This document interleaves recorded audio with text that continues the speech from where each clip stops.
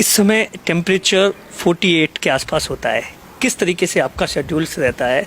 और इस गर्मी में भी मैं जब यहाँ आया हूँ कवास के आसपास इलाके में, फ़ैन तक यूज़ नहीं करता। ऐसा है कि जैन साधुओं का जो जीवन है वह आत्मा से जुड़ा होता है और ये सर्दी गर्मी इत्यादि ये सब शरीर को प्रभावित करते हैं।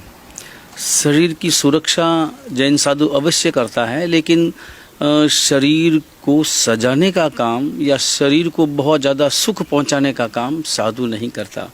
क्योंकि जैन साधु जिस उद्देश्य को लेकर दीक्षा लेता है, संसार छोड़ता है, संसार के सारे सुखों को छोड़ता है, तो लक्ष्य केवल एक ही रहता है कि उसे अपने आत्मा का कल्याण करना है और आत्मा को मोक्ष पहुंचाना है, और जो कर्म बाधक हैं उन कर्मों की निर्जरा करना है और नए कर्मों का बंध नहीं करना है।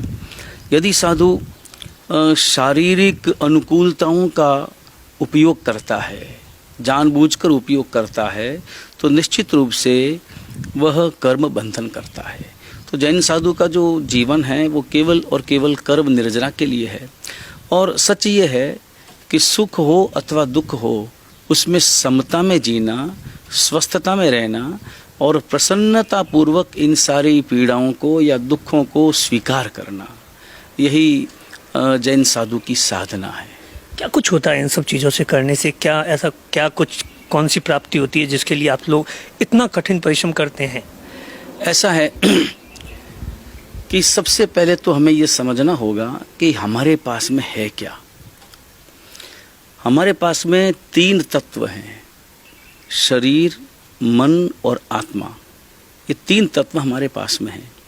इन तीनों तत्वों का विश्लेषण करेंगे तो पाएंगे कि शरीर आज नहीं तो कल शमशान घाट में राख में रूपांतरित होना है, मन हवा में उड़ जाना है, आत्मा हमेशा के लिए कल भी थी, आज भी है और कल भी रहेगी।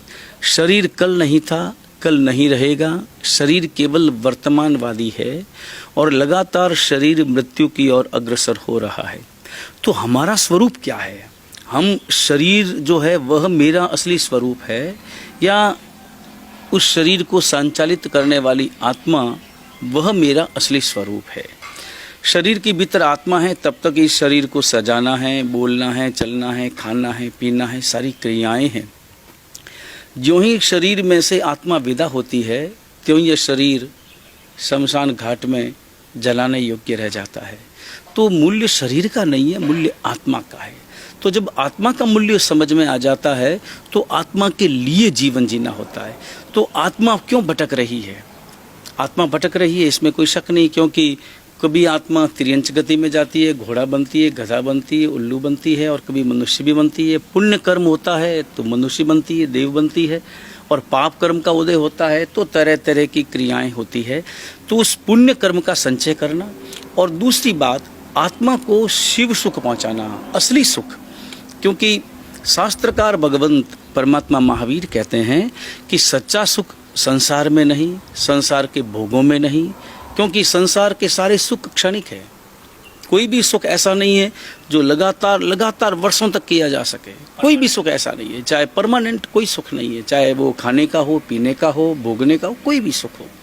पैसों का भी सुख है, व्यक्ति पैसा प्राप्त करता है, पैसा गिनता है, बहुत प्रसन्न होता है, मगर लगातार वो पैसा 1 घंटा, 2 घंटा, 10 घंटा, 40 घंटा, 50 घंटा, कितनी देर तक वो गिन सकेगा? नहीं, आखिर वो थक जाएगा।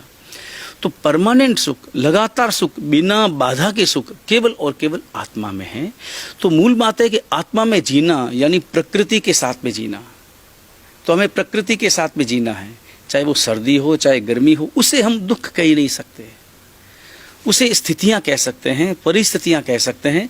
इसलिए प्रकृति के साथ में जीना, और जो प्रकृति के साथ में जीता है वही व्यक्ति अपनी आत्मा का कल्याण करता है।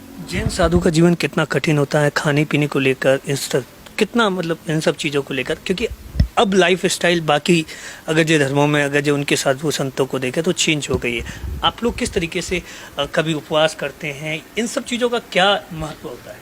मूल बात यह है कि सबसे पहले तो ये वाक्य ही उचित नहीं है कि जैन साधु दुखों में जीता है या कष्टों में जीता है। जैन साधु तो अत्यंत अपनी मर्यादा में और अपनी आत्मा में जीता है। आत्मा में जीने का अर्थ ये हुआ कि निश्चिंतता का जीवन जीता है, संपूर्ण निश्चिंतता का जीवन है। और साधु तो भोजन के लिए इसको स्वाद ग्रहण करने के लिए भोजन करता नहीं है, वो तपस्या करने के लिए भोजन करता है। और स्वाभाविक रूप से आप कभी भी देखना, जिस वस्तु में स्वाद है वह वस्तु हकीकत में शरीर विरोधी है। तो हम स्वाद के लिए जी रहे हैं या शरीर के लिए जी रहे हैं, तो इन दोनों में भी बहुत स्वाभाविक रूप से अंतर है। तो जैन साधु का जो आहार पानी है वो ऐसा साधुओं संतों का भोजन है कि घरों में से लाना और थोड़ा थोड़ा मांग करके ले आना, और बिना किसी प्रकार का जैसा स्वाद है वैसा स्वीकार करते हुए, बिना उसमें राग अथवा द्वेष किए, न अच्छा है न बुरा है, जो जैसा है वो वैसा है, ऐसा स्वीकार करते हुए वो जीवन जीता है और आत्मा का कल्याण करता है। पानी में ऐसा बताया जाता है कि 5-6 बजे के बाद पीना आमतौर पर नहीं पीते। नहीं, सूर्यास्त अपने यहाँ पर शास्त्रों का विधान है कि सूर्यास्त के बाद में न खाना है न पीना है। ठीक इसी प्रकार सूर्योदय के 1 घंटे के बाद में खाना पीना प्रारंभ होता है। ये जैन साधुओं का और जैन शास्त्रों का वैज्ञानिक तर्क भी नहीं, बल्कि वैज्ञानिक एक प्रकार का नियम है। और ये निश्चित रूप से वैज्ञानिक नियम है, क्योंकि सारे वैज्ञानिक भी और डॉक्टर्स भी अगर आप उनको सही ढंग से पूछेंगे तो वो बताएंगे कि सूर्यास्त के बाद सूर्य के अभाव में ग्रहण किया गया भोजन पचता नहीं है, सुपाच्य नहीं होता। और सूर्यास्त के बाद तरह तरह के कीड़े पैदा हो जाते हैं। सृष्टि में इतने मच्छर इत्यादि कितने प्रकार के कीड़े पैदा हो जाते हैं। और जो लाइट है, प्रकाश है, उसमें प्रकाश है, लेकिन प्रकाश के साथ साथ वो ऊर्जा नहीं है जो सूर्य में है। सूर्य का प्रकाश होता है तो सारे कीड़े मकोड़े नष्ट हो जाते हैं, लेकिन इस प्रकाश में कीड़े मकोड़े जो नहीं दिखाई देते हैं वो भी आ जाते हैं। तो कीड़े मकोड़े आने के कारण से वह उनकी हिंसा का कारण भी बन सकता है, हिंसा भी हो सकती है, और इसके साथ साथ हमारी साधना को क्षति पहुंचा सकती है। इसलिए नियम यह है कि सूर्यास्त के बाद में न खाना है न पीना है।